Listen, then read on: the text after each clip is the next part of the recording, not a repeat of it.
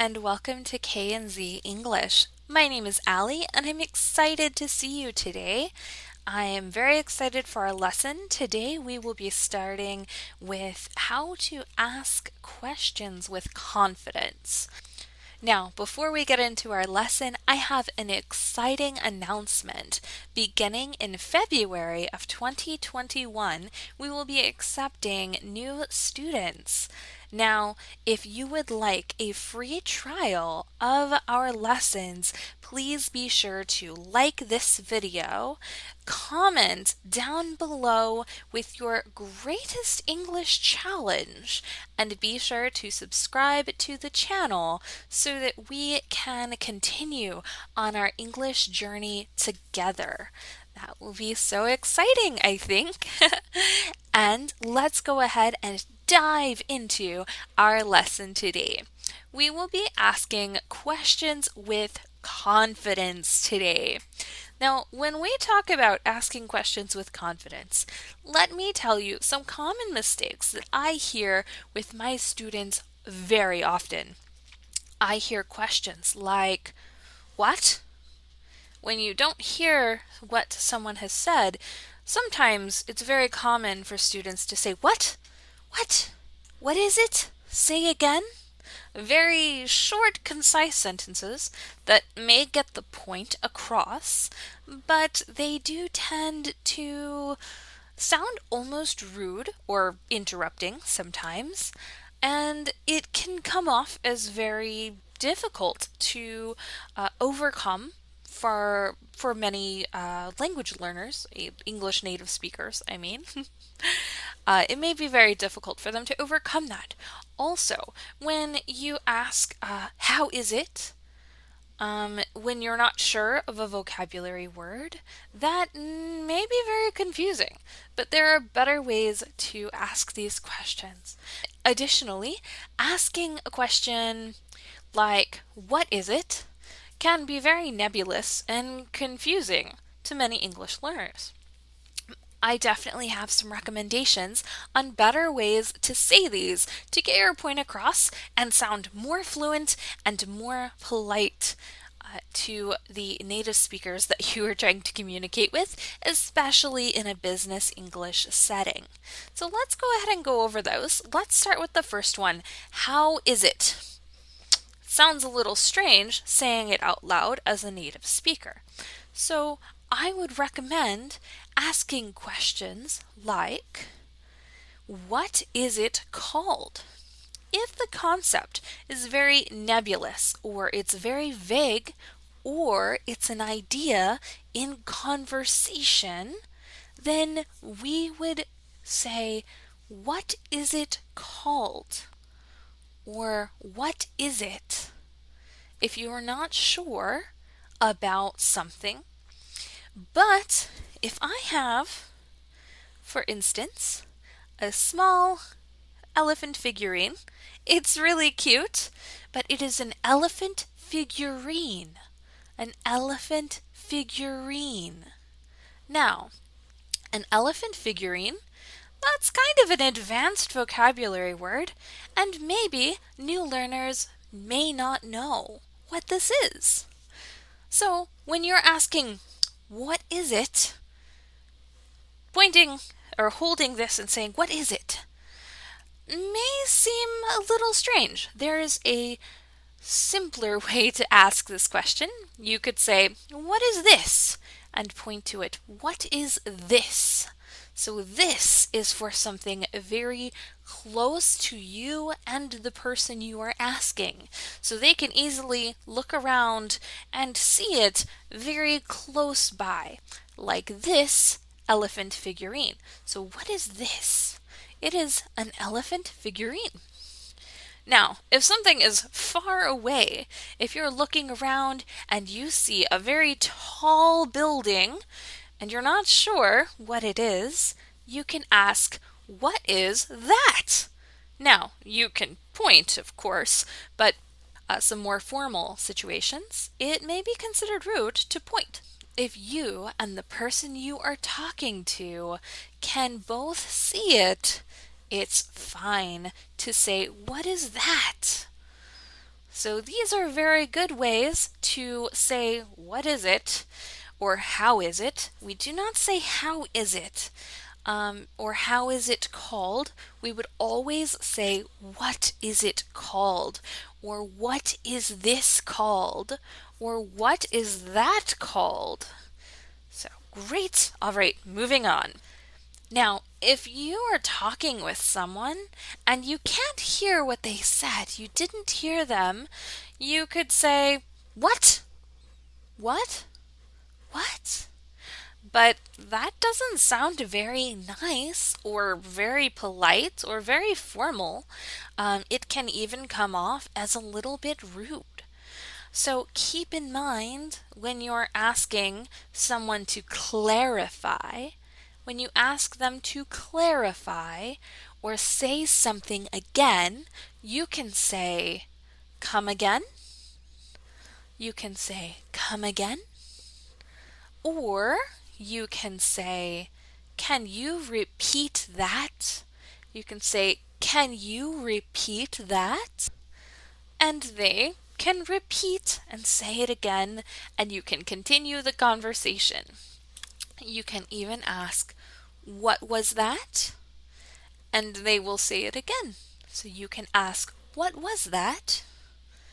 It's a very good way to sound polite and formal without just saying what or huh or what. When we are asking questions, usually a question will start with who, when, where, what, and why, and how. So, how are you today? Who ate the last bagel? Where are my keys? What are you doing later today? When did you last eat? Why did you go outside? It's a tough question right now. But yes, why did you go outside?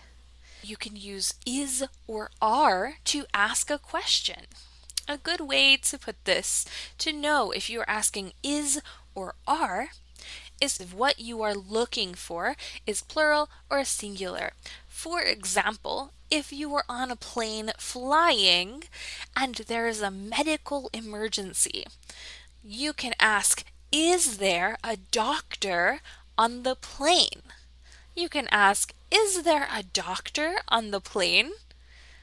Because you're only looking for one doctor.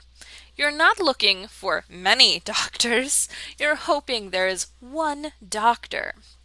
Now, if you are going to a grocery store and you're looking for different cheese, different types of cheese, you can ask the grocery attendant, are there different kinds of cheese here?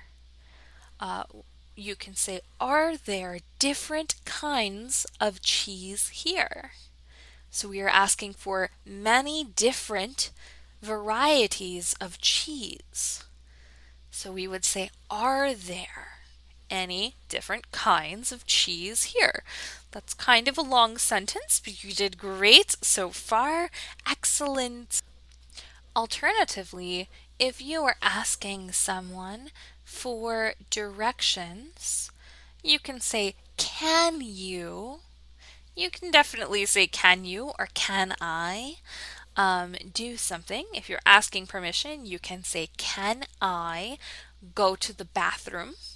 Many people will argue that it is may I go to the bathroom, but either one is easily understood and accepted. So please use either one, whichever one you prefer. We are going for fluency as well as correctness. You can say, can I go to the bathroom?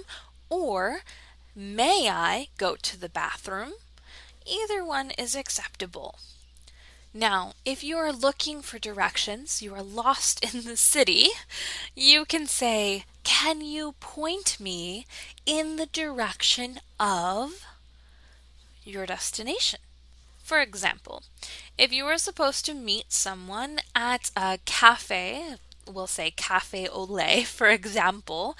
I don't know if that's a real cafe, but we'll find out later. If you are going to meet someone at a cafe au lait and you're lost, you can't find it. Your cell phone may not be working, you cannot look it up on maps, and you can ask someone, "Excuse me, can you point me in the direction of Cafe Olay?" And they would say, "Ah, I know that place. It's right over there. It's right over there. Or it's right down the street." So they can say, "It's down the street." You would say, "Thank you," and be done. That would be an excellent way to use the phrase, "Can you point me in the direction of Cafe au lait?" Now, if you are coming from out of town to a meeting and you're not sure where the meeting room is, you can ask the receptionist, "Can you show me to the meeting room?" Or you could say, "Can you show me where the meeting room is?" And that would be perfect. "Can you show me where the meeting room is?" So there is one meeting room. So we are saying, "Can you show me where the meeting room is?" So there's one, and we are saying is at the end. Now, if there are more than one places or possibilities, then you would use are. For example, if you arrived at the office and you're not sure where the restroom is before your meeting, you could say, "Can you show me where the restrooms are?" And that would be acceptable. You could say, "Can you show me where the restrooms are?" And that would be perfectly acceptable because the receptionist would understand, I will take them to the nearest restroom. So excellent. I hope that you enjoyed this video and that it was helpful. And if it was helpful, please like this video, subscribe to the channel, and comment down below what your biggest challenge with English is. Who knows? It could be made into a future video. Thank you so much again. Don't forget about the free trial lesson giveaway. The information will be in the description, so be sure to check that out. Thank you so much and have a wonderful day. I will see you next time. Bye!